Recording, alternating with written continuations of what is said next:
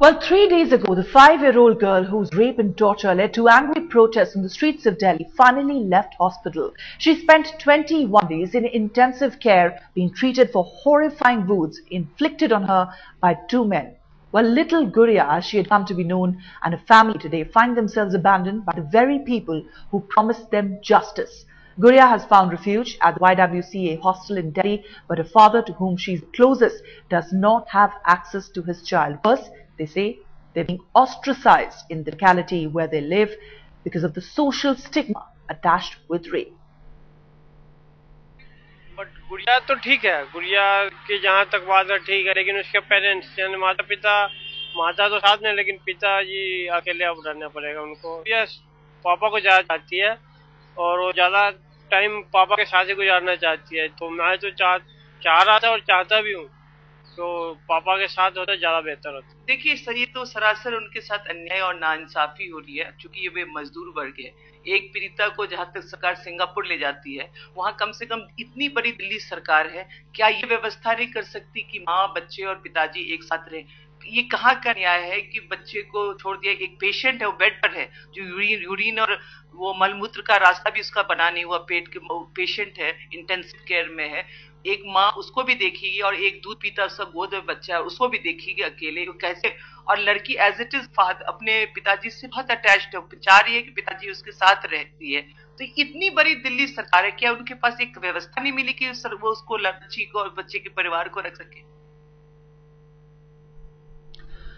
Well, even the political parties who had made tall claims about delivering justice to Guria are today missing in action. In the dock also is the Aam Aadmi Party that used this entire incident to score political points against the Sheila Dikshit government. Also answerable is the government in Delhi. At that center, is it incumbent on them to ensure the rehabilitation of the rape victim, especially when they promised action, not words? For a family floundering financially, is access to the much wanted Nirbhaya Fund not possible. The Women and Child Development Minister is also answerable, and most importantly, the people of Delhi themselves, they were angry over what happened to Guria, but today they victimized the child and her family twice over by ostracizing the little girl and her family.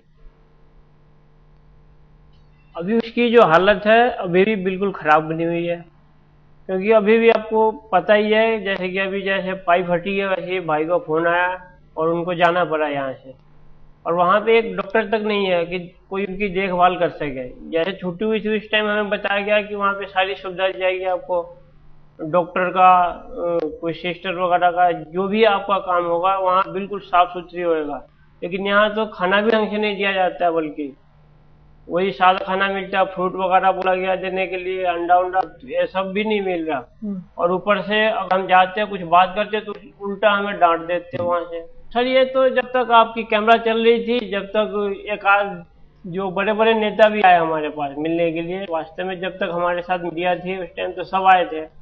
जैसे यानी कि camera हट गई उस time के बाद कोई पूछने भी नहीं आए तुम कैसे हो, कहाँ हो, नहीं हो।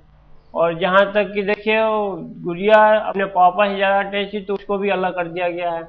हम लोग अभी समझे कि रोड पे है, दोनों भाई हम रोड पे ही है अभी, क्योंकि हमारे पास जो किराया कमरा था उसको भी छोड़ रखा है। और अब वापस क्यों नहीं जाना चाहते घर? देखिए, अब उस माहौल में हम कैसे जाएंगे जहाँ हमारे बच्चे के साथ इस तरह का हादसा होता है, हम वहाँ कैसे रह सकते हैं?